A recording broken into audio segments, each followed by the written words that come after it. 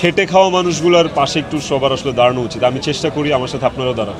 আমাদের যে একটা বিশাল লাইট ইউনিট জামালপুর যাচ্ছে দুর্ঘটনার শিকার হয়ে একজনের হাত চলে গেছে, একজনের পায়ে অনেকগুলো ফ্র্যাকচার, পাটাও বোধহয় রাখা কষ্টকর হয়ে যাবে, একজনের চোয়াল ভেঙে গেছে। সো এই যে মানুষগুলো, এরা কিন্তু খুব অল্প টাকায় পরিশ্রম করে আমাদের সাথে, খুবই যৎসামান্য টাকায়। এবং দেখা যায় যদি আরও ভালো করে খোঁজ নেওয়া যায়, এই মানুষগুলোই এদের পরিবারের একমাত্র কর্মক্ষম মানুষ। তো এদের জন্য আমার জায়গা থেকে আমি যতটুকু পারি আমি ততটুকুই করি বা করব। যে কারণে আমি পোস্ট করেছিলাম যে এই মাসে আমার যাবতীয় যত শুটিং আছে সেখান থেকে আমি একটা অংশ আমি ওদের জন্য রাখবো। চেষ্টা করছি এই ফান্ডটাকে আরও রেজ করার। মাস শেষে হয়তো আমি ওদের হাতে কিছু একটা হ্যান্ডসাম অ্যামাউন্ট পৌঁছে দিতে পারি। সারা পাচ্ছেন কেমন? ভালো সাড়া পাচ্ছি কারণ আমাকে তো অনেক মানুষ ভালোবাসে। ওই ভালোবাসার মানুষগুলা যখন আমার কোনো কথা শোনে বা আমার কোনো সৎ উদ্যোগ দেখে, ওরাও আসলে ওই উৎসাহটা আমাকে দেখায় এবং এটার প্রতিফলন আসলে আমি পাচ্ছি।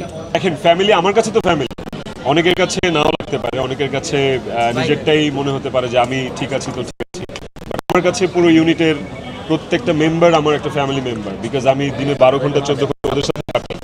আমার কাছে অনেক ম্যাটার করে কে এই অবস্থায় ইউনিট কে করলো না, ওটা নিয়ে আমি কিছু বলতে চাই না। জাস্ট বলবো যে এই খেটে খাওয়া মানুষগুলোর পাশে একটু সবার আসলে দাঁড়ানো উচিত। আমি চেষ্টা করি, আমার সাথে আপনারাও দাঁড়ান।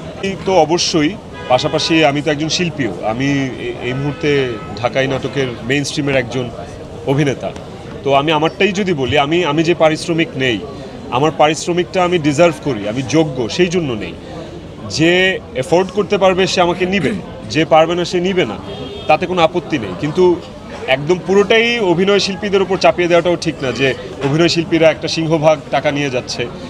পুরো বিষয়টা তো একটা স্ট্রাকচারাল বিষয়, তাই না? যার যে যোগ্যতা, যার যে পারিশ্রমিক, তাকে সেটা দেওয়া হলে আমার মনে হয় না যে মানুষটা আপনি বললেন খেটে খাওয়া মানুষ, তারও কোনো আফসোস থাকবে।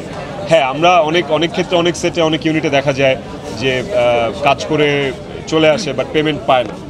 এই যে একটা ট্রলিম্যান, একটা লাইটম্যান, তারা যে যৎসামান্য টাকাটাই পায়, এটার জন্য তাকে 6 মাস 1 বছর ঘুরতে হয়।